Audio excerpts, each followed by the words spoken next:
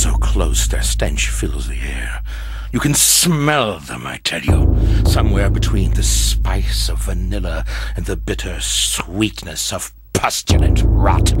Those creatures inhabit the bodies of men and women, exercising the human soul and replacing it with their own putrid spirits. But they couldn't fool me. No, not at all. I could smell them, you see. They were all around me. Dear God, all around. I knew what I had to do. They had to go. By blade and bullet, I had to get rid of them.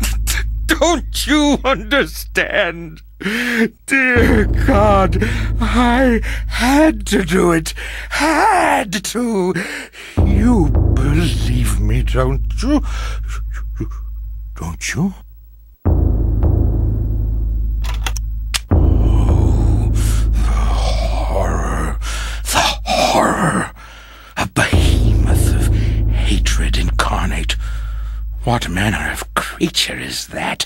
A ton of flesh and sinew, wielding muscles thick as ropes strung onto claws that could crush stone and sever metal as though it were threshed wheat.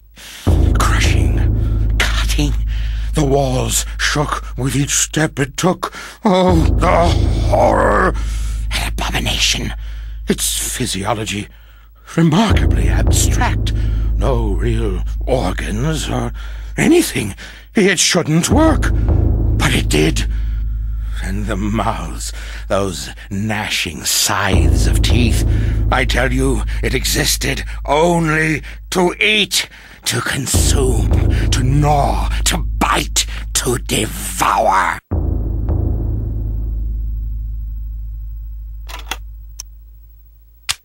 Eyes?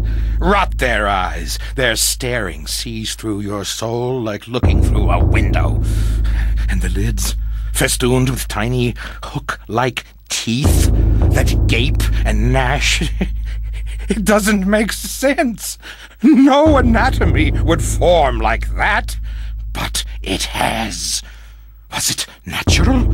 How could it be?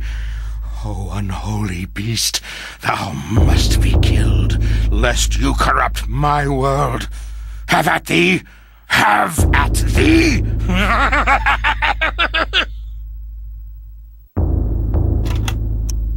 They have no eyes, but they can see, I tell you.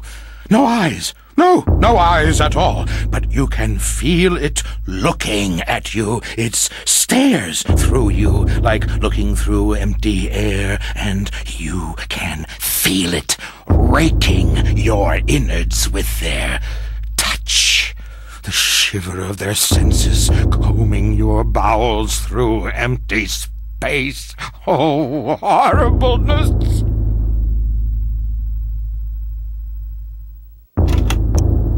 They came from the darkness, chittering spider-like parasites infesting the city Enga.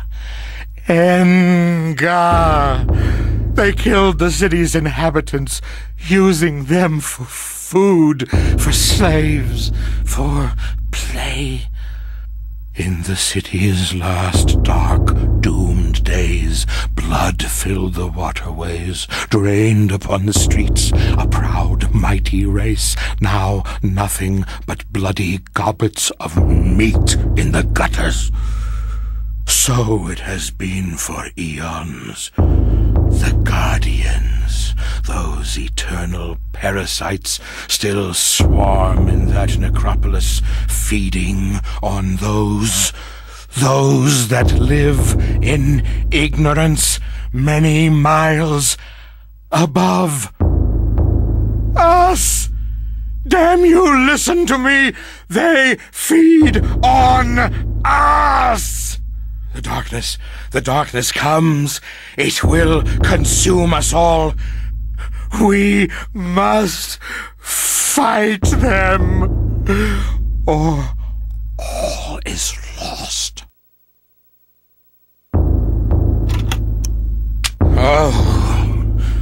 Oh, gibbering insanity, wrought in flesh as though an artist had sculpted it.